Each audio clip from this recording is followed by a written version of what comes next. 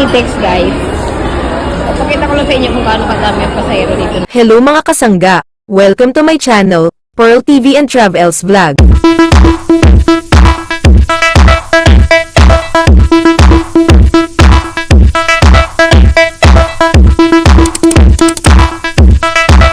Mga kasangga, ganito ang kalagayan, ang itsura ngayon sa PTEX. Dinagsa ng napakaraming pasahero. Siyempre, Christmas season ngayon guys.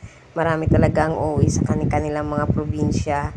Kaya hindi talaga natin sila pwedeng pigilan. Hindi natin maiiwasan na dumami talaga yung tao dito ngayon guys.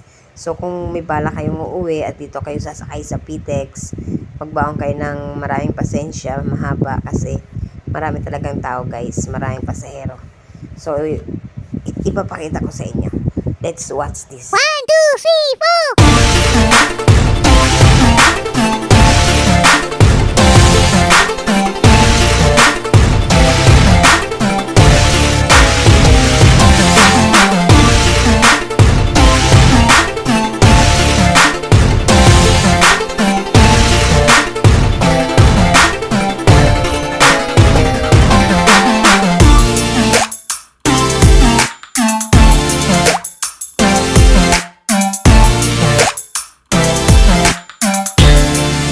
Gate 10 daw, papuntang monumento. So, muna tayo.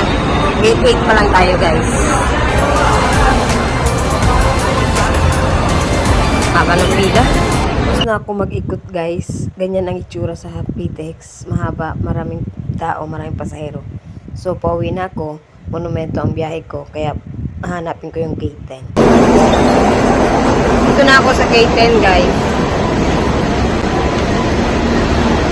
So, sakay na ako ng bus ng monumento.